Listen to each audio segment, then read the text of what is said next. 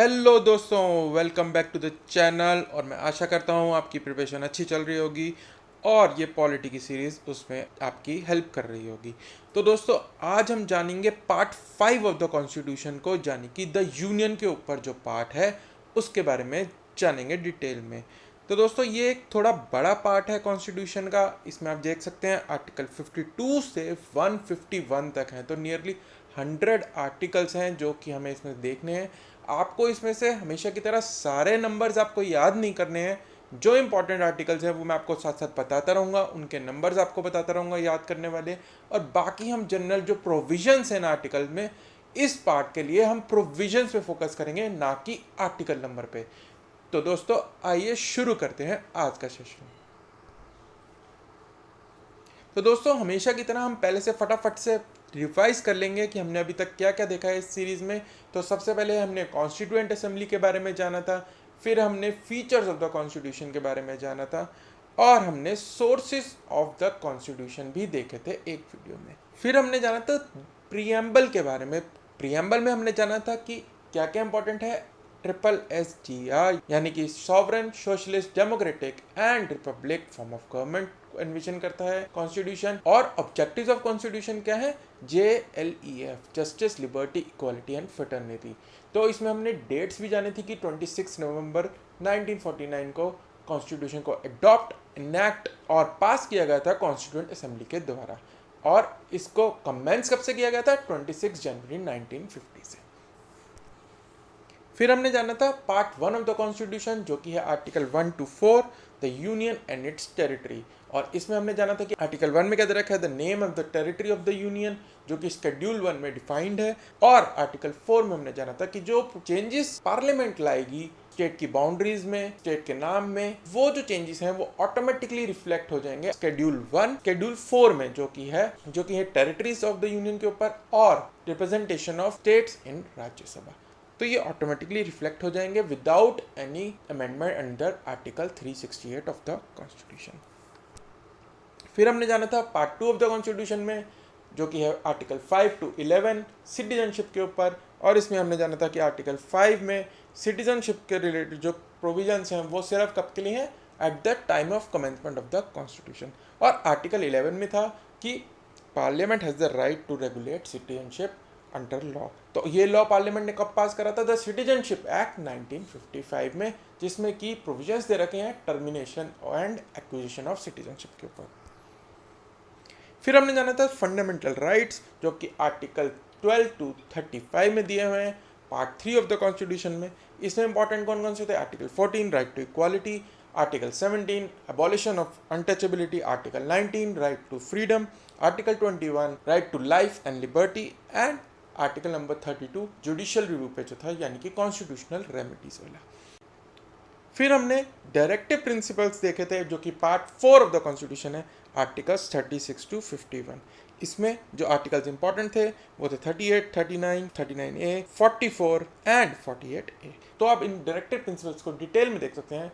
जो ये link flash कर रहा है आपकी स्क्रीन पे, इसको क्लिक करके डिटेल में इन आर्टिकल्स के बारे में जान सकते हैं और इनको कैसे याद करना है वो भी देख सकते हैं।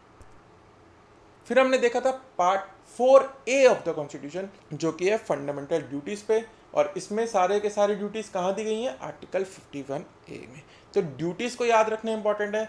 हमने इसका तरीका जाना था एक स्टोरी के माध्यम से कि कैसे याद करना है पिक्टोरियल रिप्रेजेंटेशन के हिसाब से, जो आपकी स्क्रीन पे लिंक फ्लैश कर रहा है, इसको क्लिक करके आप देख सकते हैं। तो आज दोस्तों हम जानेंगे पार्ट 5 ऑफ द कॉन्स्टिट्यूशन। तो दोस्तों, जैसे कि हमने पहली वीडियो में जाना था कि जो यूनियन के 4 पिलर्स कौन कौन से होते हैं? Judiciary, executive, legislature and media. तो यूनियन वाले पार्ट के अंदर एग्जीक्यूटिव ब्रांच और लेजिस्लेटिव ब्रांच के बारे में हम जानेंगे। और दोस्तों, मैं एक चीज़ और बता दूं कि अगर आपने ये 100 आर्टिकल्स के बारे में समझ लिया अच्छे से, तो आगे के जो आर्टिकल्स हैं जो स्टेट के ऊपर दे रखे हैं, स्टेट गवर्नमेंट, स्टेट लेजिस्लेचर पे दे रखे हैं, वो सिमिलर हैं। तो आपको अगर यूनियन के आर्टिकल्स के बारे में पता है तो स्टेट के आपको बहुत जल्दी से याद हो जाएंगे, जो कि हम 1 या 2 वीडियो में कवर करने की कोशिश करेंगे। तो दोस्तों, ये आपको याद रखना है कि एग्जीक्यूटिव का पार्ट्स कौन कौन है और लेजिस्लेचर का पार्ट्स कौन कौन है। ये डायरेक्टली पूछा जा सकता है। आपको ऑप्शन दे दिए जाएंगे और कहा जाएगा कौन सा इनमें से एग्जीक्यूटिव का पार्ट नहीं है या कौन सा इनमें से दोनों का पार्ट है। तो ये आपको याद रखना है। तो एग्जीक्यूटिव का पार्ट क्या है? President, vice president, council of ministers and attorney general of India. And legislature का कौन कौन पार्ट है? प्रेसिडेंट, लोकसभा एंड राज्यसभा, यानी कि houses of the parliament and the president are the legislature. तो लेजिस्लेचर का काम क्या है? जो कि लॉ बनाने का, और एग्जीक्यूटिव का काम क्या है? पॉलिसीज बनाने का और लॉ को इम्प्लीमेंट करने का। तो इनमें से आप देख सकते हैं जैसे कि प्रेसिडेंट जो है दोनों एग्जीक्यूटिव का भी पार्ट है और लेजिस्लेचर का भी पार्ट है। तो इनके बारे में हम डिटेल में जानेंगे आने वाली वीडियोस के थ्रू, हर एक कंपोनेंट को, हर एक पार्ट को, यूनियन के लेजिस्लेचर और यूनियन के एग्जीक्यूटिव के बारे में। तो आइए दोस्तों, आज हम शुरू करते हैं द प्रेसिडेंट से। आज हम प्रेसिडेंट के बारे में जानेंगे कि क्या क्या प्रोविजंस दे रखे हैं प्रेसिडेंट के बारे में, और अगली वीडियो में हम जानेंगे पावर्स ऑफ द प्रेसिडेंट क्या है, क्या क्या पावर्स दे रखी हैं कॉन्स्टिट्यूशन ने प्रेसिडेंट को। तो चैप्टर 1 है द प्रेसिडेंट ऑफ इंडिया पे। पार्ट के अंदर अलग अलग चैप्टर्स में डिवाइड किया गया है जिससे कि आसानी हो समझने में। तो चैप्टर 1 ऑफ पार्ट 5 क्या है? President of India. तो ये क्वेश्चन पूछा जाएगा कि प्रेसिडेंट ऑफ इंडिया कौन से पार्ट में दिया गया है, तो आंसर होगा पार्ट 5। और चैप्टर पूछा जाएगा साथ में डिटेल में, अगर और डीप में चला जाए एग्जामिनर तो क्या आंसर होगा? Chapter 1 of part 5। ठीक है, तो आर्टिकल 52 कहता है there shall be a president of India. अब इसमें आपको आर्टिकल नंबर याद नहीं रखने हैं, जो मैं बताऊंगा सिर्फ वही याद कर लीजिए और काफ़ी है एग्जामिनेशन पॉइंट ऑफ व्यू से। सिर्फ आप जो प्रोविजंस है उन पे ध्यान दीजिए। तो there shall be a president of India, 52 simple कहता है कि एक प्रेसिडेंट होगा इंडिया का। फिर आर्टिकल 53 क्या कहता है? The executive of power of the union shall be vested in the president. तो ये इंपॉर्टेंट है, आपसे ये पूछा जा सकता है कि आर्टिकल कौन सा कहता है कि एग्जीक्यूटिव हेड होगा इंडिया का प्रेसिडेंट, आर्टिकल 53, या डायरेक्टली पूछा जा सकता है कि कौन होता है एग्जीक्यूटिव का हेड, तो आंसर होगा द प्रेसिडेंट ऑफ इंडिया। इसमें लोग प्राइम मिनिस्टर भी मार्क कर सकते हैं, पर आंसर क्या है? प्रेसिडेंट। सेकेंडली आर्टिकल 53 कहता है he is the supreme commander of defence forces of the union. जो डिफेंस फोर्सेज हैं हमारी, मिलिट्री, एयरफोर्स, नेवी, और जो डिफेंस फोर्सेज के अंदर जो जो फोर्सेज आती हैं वो सारी किसके अंडर है? उनका सुप्रीम कमांडर कौन है? The president of India. फिर आता है इलेक्शन ऑफ द प्रेसिडेंट, कि प्रेसिडेंट को इलेक्ट किया कैसे जाता है। दोस्तों जैसे कि हमने देखा था कि हमारी कौन सी फॉर्म ऑफ गवर्नमेंट है? पार्लियामेंट्री फॉर्म ऑफ गवर्नमेंट है, जो कि हमने कहां से लिया है? यूके से। तो पार्लियामेंट्री फॉर्म ऑफ गवर्नमेंट में एग्जीक्यूटिव हेड जरूर प्रेसिडेंट है, लेकिन जो रियल पावर होती है वो काउंसिल ऑफ मिनिस्टर्स के पास होती है। तो प्रेसिडेंट जो है वो इनडायरेक्टली इलेक्ट किया जाता है, डायरेक्टली इलेक्ट नहीं किया जाता, जैसे कि यूएसए में होता है। यूएसए में प्रेसिडेंशियल इलेक्शंस अलग होते हैं, पीपल डायरेक्टली वोट करते हैं प्रेसिडेंट को इलेक्ट करने के लिए। लेकिन इंडिया में क्या है कि प्रेसिडेंट को डायरेक्टली इलेक्ट नहीं करते, जो हमने पार्लियामेंट में अपने रिप्रेजेंटेटिव भेजे हैं या स्टेट लेजिस्लेचर में हमने रिप्रेजेंटेटिव भेजे हैं, एमपीज और एमएलएस, वो लोग हमारे बिहाफ पे इलेक्ट करते हैं प्रेसिडेंट ऑफ इंडिया को। ठीक है, तो ये कह रहा है आर्टिकल 54, ये भी इंपॉर्टेंट है याद करना आपको कि कौन से आर्टिकल में दे रखा है इलेक्शन ऑफ द प्रेसिडेंट के रिलेटेड प्रोविजंस। तो ये आंसर होगा 54। तो 53 और 54 आप याद कर लीजिए। और इसमें दे रखा है there shall be a electoral college. Electoral college मतलब एक ग्रुप ऑफ पीपल हैं जो इलेक्ट करेंगे। ठीक है, कौन कौन से होंगे उसमें? Elected members of both houses of the parliament and elected members of the state legislative assemblies. तो जो पार्लियामेंट के एमपीज हैं और जो एमएलएज हैं स्टेट लेजिस्लेटिव असेंबलीज के, वो लोग इलेक्ट करेंगे प्रेसिडेंट को। अब इसमें इंपॉर्टेंट बात क्या है? Elected members. यूपीएससी ने एक बार पूछा था कि कौन कौन इलेक्ट करता है प्रेसिडेंट को, तो उसमें नॉमिनेटेड मेंबर्स भी इंक्लूड कर दिए। तो all the members of parliament दे रखा था ऑप्शन में, इलेक्टेड मेंबर्स दे रखा था, नॉमिनेटेड मेंबर्स को दे रखा था। तो कंफ्यूजन ना क्रिएट करके सिंपली इसमें इलेक्टेड जो मेंबर्स हैं वो इंपॉर्टेंट है, जो सिर्फ इलेक्ट होकर आए हैं पब्लिक से डायरेक्टली, वही लोग इलेक्शन प्रोसीजर में पार्ट लेंगे प्रेसिडेंट के। जो नॉमिनेटेड मेंबर्स हैं, जो प्रेसिडेंट डायरेक्टली अपॉइंट करता है पार्लियामेंट के हाउसेस में या गवर्नर अपॉइंट करता है स्टेट लेजिस्लेचर्स में, वो लोग इसके इलेक्शन में पार्ट नहीं लेंगे। ठीक है, तो इंपॉर्टेंट क्या है? Elected members of the parliament and elected members of the state assemblies, councils नहीं, जो सिर्फ असेंबली है स्टेट्स की, वो लोग वोट करेंगे। फिर है presidential election, manner of the election of president.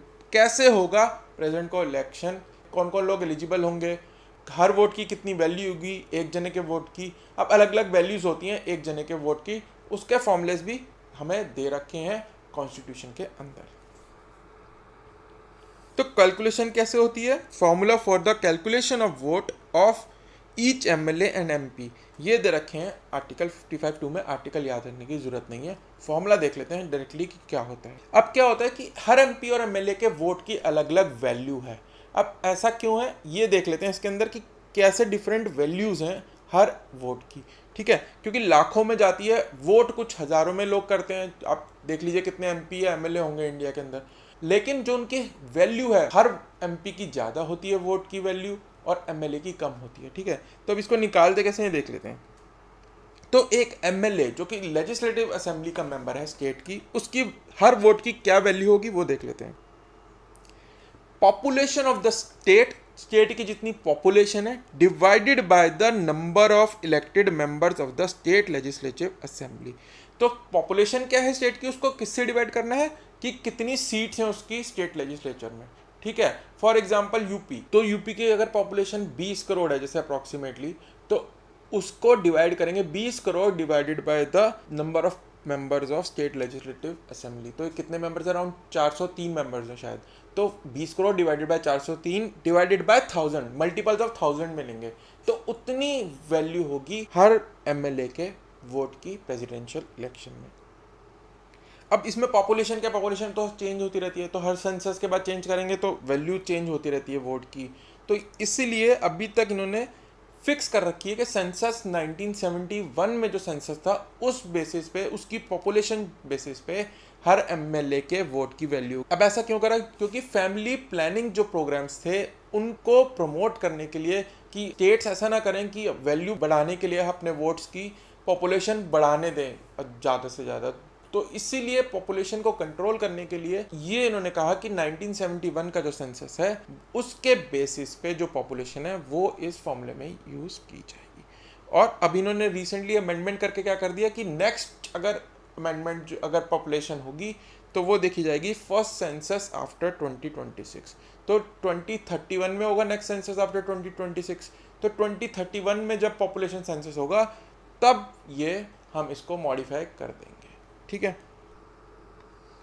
अब value of vote of an MP, MP की कितने एक वोट की वैल्यू है, तो इसका फॉर्मूला क्या है, total number of votes of all elected MLA. अब इंडिया में जितने भी एमएलए हैं हमने सबकी इंडिविजुअल वैल्यू निकाल ली स्टेट वाइज की, एक एमएलए की कितनी वोट की वैल्यू है।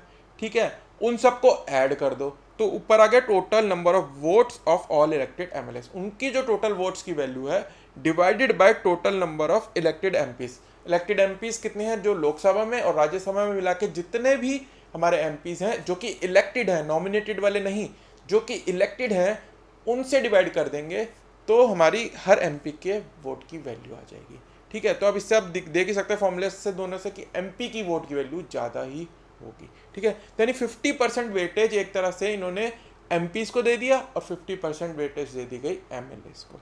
ठीक है, The election of the president shall be held in accordance with system of proportional representation by the means of single transferable vote।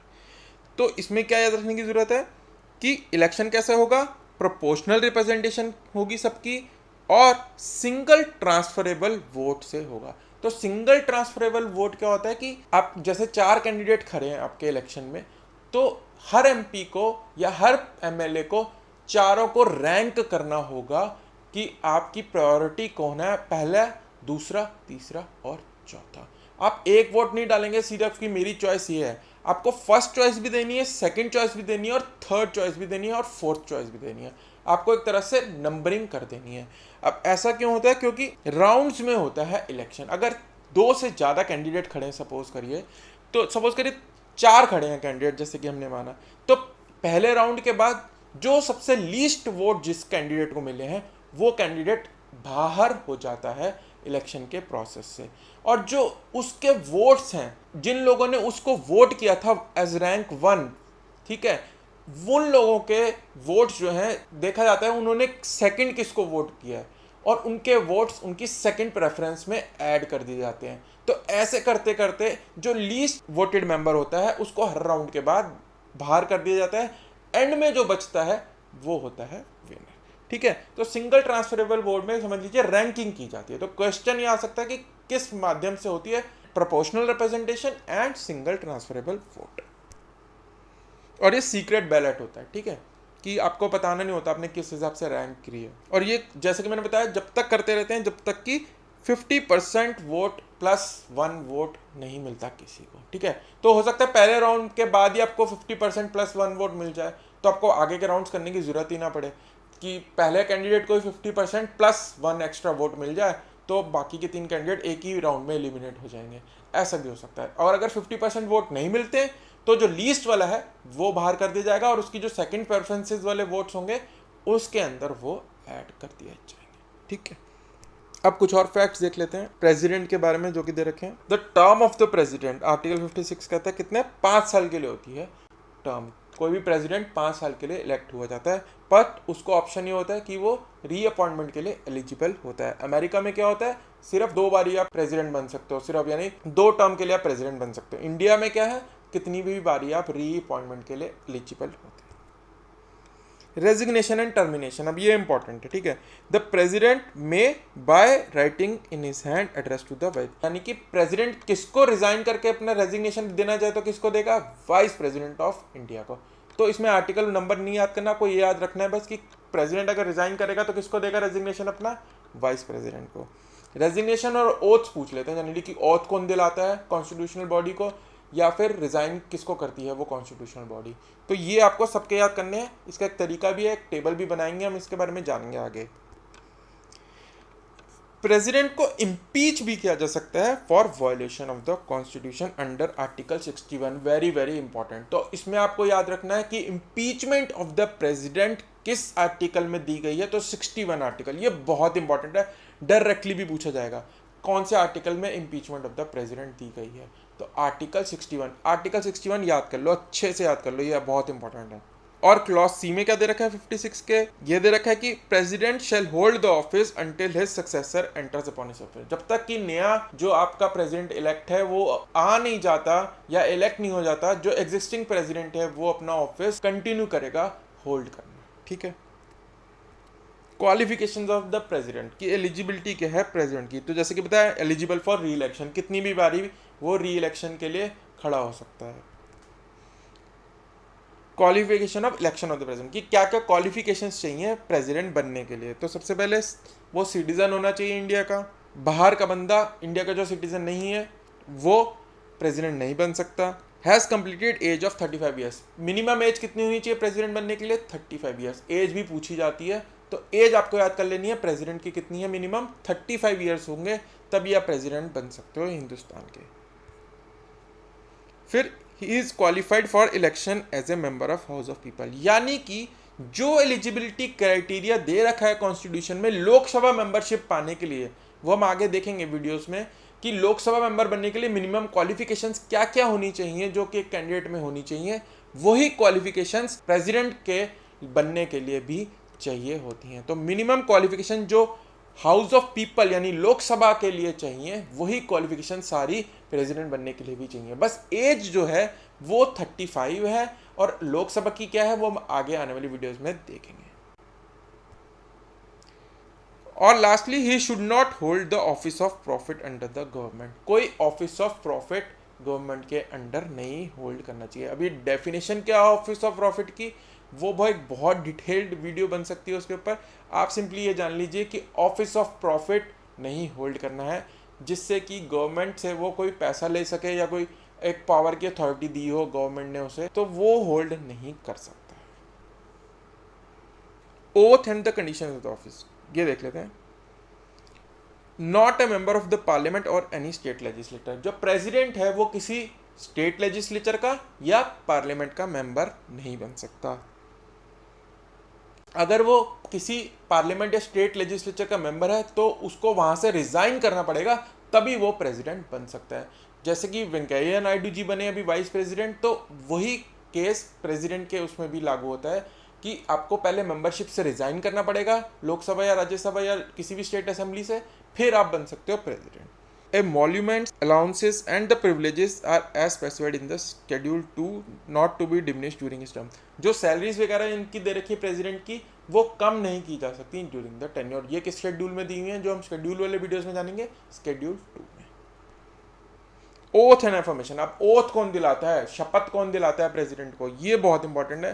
जैसे कि मैंने पहले बताया आपको, तो चीफ जस्टिस ऑफ इंडिया जो हैं वो प्रेसिडेंट को ओथ दिलाएंगे। और अगर चीफ जस्टिस नहीं प्रेजेंट है, नहीं आ सकते हैं, तो वो किसी सीनियर मोस्ट जज को अपॉइंट करेंगे अपने बिहाफ पे सुप्रीम कोर्ट के, वो आके प्रेसिडेंट को ओथ दिलाएंगे। ठीक है, तो चीफ जस्टिस ऑफ इंडिया ये ओथ दिलाते हैं प्रेसिडेंट को, और प्रेसिडेंट रिजाइन करेगा तो किसको देगा? वाइस प्रेसिडेंट को। ठीक है, ये इंपॉर्टेंट है, याद रखना। अब ये सबसे इंपॉर्टेंट टॉपिक पे आते हैं हम आज की वीडियो के, इम्पीचमेंट ऑफ द प्रेसिडेंट। तो हमने कौन से आर्टिकल में देखा है, कौन से आर्टिकल में है? 61। अब इसको प्रोसीजर को जान लेते हैं जल्दी से कि प्रोसीजर क्या है, कैसे प्रेसिडेंट को इम्पीच यानी कि हटाया जा सकता है। For violation of the constitution, constitution के वायलेशन के इल्ज़ाम में उसको अगर प्रूव कर दिया जाए कि प्रेसिडेंट ने कॉन्स्टिट्यूशन का वायलेशन की है, तो आप प्रेसिडेंट को हटा सकते हैं थ्रू प्रोसेस ऑफ इम्पीचमेंट। अब इम्पीचमेंट का जो प्रोसेस है कॉन्स्टिट्यूशन में सिर्फ प्रेसिडेंट के लिए डिफाइंड है। तो ये क्वेश्चन भी आ सकता है कि इम्पीचमेंट जो प्रोसेस है वो किस कॉन्स्टिट्यूशनल अथॉरिटी को हटाने के लिए दिया गया है कॉन्स्टिट्यूशन में? तो आंसर है द प्रेसिडेंट ऑफ इंडिया। अब चार्ज है, जो इल्ज़ाम है कॉन्स्टिट्यूशन की वायलेशन का, ये कोई भी हाउस लगा सकता है, लोकसभा या राज्यसभा, कोई भी कह सकता है कि प्रेसिडेंट ने वायलेशन की है कॉन्स्टिट्यूशन की। फिर क्या होता है कि जिस भी हाउस ने ये इल्ज़ाम लगाया है कि वायलेशन ऑफ द कॉन्स्टिट्यूशन की है प्रेसिडेंट ने, उसको एटलीस्ट 1/4 मेंबर्स जो हैं उस हाउस के टोटल नंबर, जैसे कि जितने भी उस हाउस के टोटल मेंबर्स हैं उसके एटलीस्ट 1/4 यानी 25% उसके मेंबर्स को रिटर्न में देना पड़ेगा कि हम ये रेजोल्यूशन मूव करना चाहते हैं इम्पीचमेंट ऑफ द प्रेसिडेंट का अंडर आर्टिकल 61। तो 25% लोगों की जरूरत है। ठीक है, और उनको 14 दिन का नोटिस देना पड़ेगा इन राइटिंग कि हम ये रेजोल्यूशन मूव करना चाहते हैं for impeachment of the president. तो क्वेश्चन क्या बनेगा कि कितने दिन का नोटिस मैंडेटरी है? 14 दिन का। और कितने परसेंट लोग मिनिमम साइन करने चाहिए? 25%, यानी कि 1/4 ऑफ द हाउस के जो मेंबर्स हैं उनको रिटर्न में देना पड़ेगा 14 दिन का नोटिस भी। फिर क्या होगा? नोटिस देने के बाद उस रेजोल्यूशन को पास करना होगा उस हाउस को 2/3 majority of the total house. ठीक है, उस हाउस में जितने भी मेंबर्स हैं उसके 2/3 लोग यानी 66.67% लोगों को, जब ये रेजोल्यूशन की वोटिंग होगी उस हाउस में, 2/3 लोगों को उसके फेवर में वोट करना पड़ेगा, तो ये रेजोल्यूशन पास माना जाएगा उस हाउस के अंदर। ठीक है, फिर अदर हाउस जो है वो उस चार्जेस को इन्वेस्टिगेट करेगा। अब एक हाउस ने पास कर दिया 2/3 मेजोरिटी से, और फिर दूसरे हाउस पे चला गया वो, अब दूसरा हाउस क्या करेगा? उस चार्ज को इन्वेस्टिगेट करेगा, देखेगा भी कि सही भी इल्जाम लगाया कि नहीं लगाया, उसके बाद वो भी वोट करेंगे। और प्रेसिडेंट के पास भी राइट होगा उस प्रोसीडिंग में जाने का। ठीक है, जब इन्वेस्टिगेशन चल रही होगी। और अगर दूसरे हाउस ने भी रेजोल्यूशन को पास कर दिया तो ये माना जाएगा कि president is remove from his office. ठीक है, जैसे ही वो दूसरे हाउस में पास हुआ रेजोल्यूशन, तो ये माना जाएगा president has been remove from his office. ठीक है, तो ये प्रोसेस है इम्पीचमेंट का, ये आर्टिकल 61 में दिया गया है। 14 दिन का नोटिस देना पड़ेगा, 1/4 के साइन होने पड़ेंगे इनिशियली, फिर 2/3 मेजोरिटी से पास करना पड़ेगा दोनों हाउसेज में, तब जाके प्रेसिडेंट इम्पीच माने जाएंगे, यानी कि अपनी पोजीशन से हटा दिए जाएंगे। ठीक है, तो एग्जांपल लिया कि अगर लोकसभा में 545 मेंबर्स हैं तो 1/4 हो गए, 137 मेंबर्स, इनको 14 दिन का नोटिस देना पड़ेगा और 137 मेंबर्स के साइन होने चाहिए उस पर। फिर ये रेजोल्यूशन को पास करना पड़ेगा, यानी कि 364 मेंबर्स को वोट करना पड़ेगा फेवर में प्रेसिडेंट को हटाने के लिए। फिर राज्यसभा में जाएगा, वो इंक्वायरी करेगी कि सही है कि नहीं, और मिनिमम 164 मेंबर्स को वहाँ पे भी फेवर में वोट करना पड़ेगा कि प्रेसिडेंट को हटा दिया जाए। और जैसे ही वहाँ पे पास हुआ उसी समय से प्रेसिडेंट को हटा दिया जाएगा, इम्पीच कर दिया जाएगा। ठीक है, vacancy of the post of the president, कि अगर प्रेसिडेंट की पोस्ट खाली हो गई उसकी टर्म ख़त्म होने से पहले, कि डेथ हो जाए उनकी, या वो रिज़ाइन कर दें, या उनको हटा दिया जाए, या इम्पीच कर दिया जाए, तो क्या होगा? तो 6 महीने के अंदर अंदर नया प्रेसिडेंट इलेक्ट करना मैंडेटरी है एज पर द कॉन्स्टिट्यूशन। ठीक है, तो जल्दी से जल्दी करना है, और सबसे ज़्यादा 6 महीने के अंदर अंदर करना ही करना है जिस दिन से वो पोजीशन वेकेंट हुई है। तो क्वेश्चन क्या बनेगा कि कितने टाइम के अंदर अंदर इलेक्शन कराने ही पड़ेंगे vacancy of the president? 6 months. और जो इंटरिम पीरियड है उसके अंदर क्या होगा? जो ये पर्सन्स हैं इस ऑर्डर में, अगर वाइस प्रेसिडेंट अवेलेबल है तो वाइस प्रेसिडेंट प्रेजेंट एक्ट करेगा, अगर वाइस प्रेसिडेंट नहीं है तो फिर सीजीआई हमारे प्रेसिडेंट का रोल एनेक्ट करेंगे, और अगर सीजीआई भी नहीं है उस समय, उनकी पोस्ट भी वेकेंट है, तो जो सीनियर मोस्ट जज है सुप्रीम कोर्ट का, वो as a acting president work करेगा। ठीक है, तो इसमें भी ये क्वेश्चन बन सकता है कि सबसे पहले प्रेसिडेंस में कौन है, किसको बनाया जाएगा। अगर प्रेसिडेंट की पोजीशन वेकेंट है तो वाइस प्रेसिडेंट एक्ट करेंगे as a president of India. Dispute in matter of election of president, कि अगर प्रेसिडेंट का इलेक्शन हुआ और किसी ने डिस्प्यूट क्रिएट कर दिया कि ये गलत हुआ है जी, इसमें चीटिंग हुई है या कुछ है, तो कौन उसका डिसीजन लेगा। प्रेसिडेंट और वाइस प्रेसिडेंट दोनों के इलेक्शन के केस में सुप्रीम कोर्ट डिसीजन जो देगा, वो डिस्प्यूट जो होगा वो सुप्रीम कोर्ट सॉल्व करेगा और उनका डिसीजन क्या होगा, फाइनल होगा। तो ये क्वेश्चन बनेगा कि अगर डिस्प्यूट होगा इलेक्शन में प्रेसिडेंट या वाइस प्रेसिडेंट के, तो कौन उसका सोल्यूशन देगा या कौन उसका डिसीजन लेगा कि सही है कि नहीं, तो वो है सुप्रीम कोर्ट ऑफ इंडिया।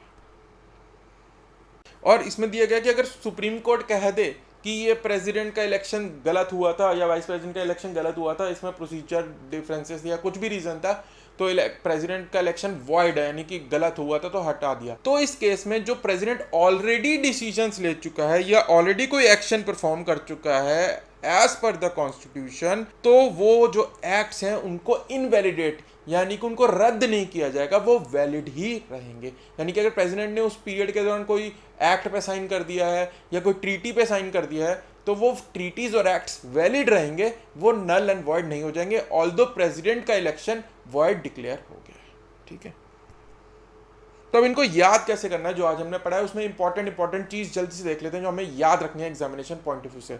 ठीक है, तो पहली चीज जो याद रखनी है, president is a part of executive and legislature, जो कि हमने पहले देखा था कि प्रेसिडेंट जो है वो दोनों का पार्ट होता है, और एग्जीक्यूटिव हेड होता है इंडिया का।